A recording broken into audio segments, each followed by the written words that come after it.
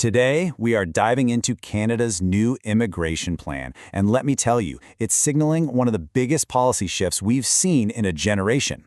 This isn't just about tweaking the numbers, it's a fundamental change in the country's entire approach. So let's get right into it.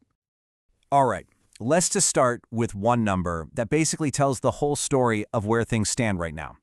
In 2024, get this, a staggering 97.3% of Canada's population growth came from international migration.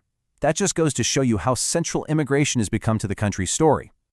So to understand the massive changes that are coming, this quote from the immigration minister is absolutely key.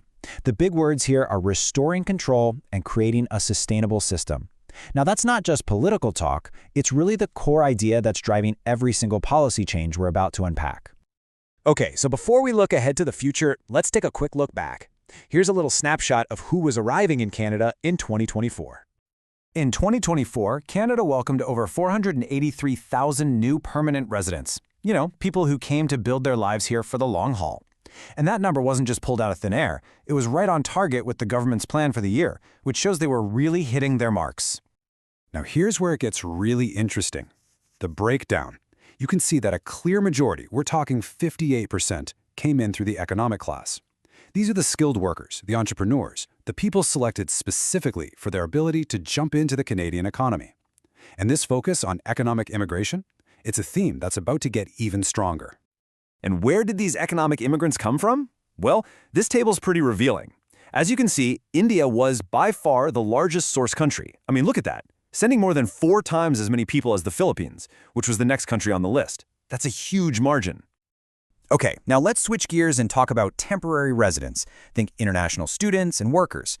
This is where we see the most dramatic policy shift, really because this is the area that has seen an absolute explosion in growth and is now facing the biggest correction. So to set the scene, just look at this number from 2023. Canada's international student population was absolutely booming, with nearly 700,000 people holding active study permits. That kind of rapid increase, as you can imagine, put immense pressure on things like housing and services all across the country. Now look at the change just 1 year later. By 2024, the number of study permit holders had dropped to just over 500,000. And this was no accident. This was the direct result of a major policy intervention. Yep, a 24% drop in a single year. That is a massive course correction. It's a direct reflection of the new government caps that were put in place to manage what the report itself calls unsustainable growth. And we see a similar story, though maybe a little less drastic, with temporary workers. The number of new permits issued also went down, dropping by 4.3% between 2023 and 2024. The direction of change is exactly the same, a deliberate tapping of the brakes. So all of this has been leading up to the main event, the centerpiece of the entire report, the new multi-year plan that basically recalibrates Canada's whole immigration strategy. First up, for permanent residents, the people coming to Canada to stay for good, the plan here is to stabilize the numbers. After hitting a target of 395,000 in 2025, the level is going to be held steady at 380,000 per year for the next 3 years. So the goal is no longer growth, it's predictability. And here it is.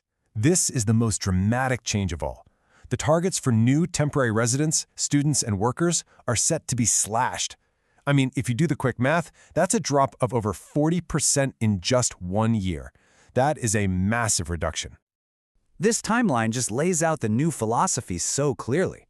For 3 straight years, both permanent and temporary resident levels are planned to be held steady. It is a clear and deliberate pivot away from the rapid year-over-year increases that have really defined the recent past. So, okay, we've seen the new targets, we've seen the numbers, but what does it all really mean? What is the big takeaway from this new direction? Well, the report spells it out very clearly. The explicit long-term goal is to bring the total number of temporary residents in the country down to less than 5% of Canada's total population. And just for some context, it had climbed all the way up to 7.5% by 2024. So this is really about resetting the balance. In short, look, if you take away just one thing from this whole explainer, let it be this. Canada is making a decisive pivot. It is moving from a period of really rapid expansion to a new era of managed stabilization, trying to align the number of newcomers with the country's actual ability to house them, employ them, and support them. The report and all its data, they tell us what the plan is. But the bigger, and I think more profound question it leaves us all with is this.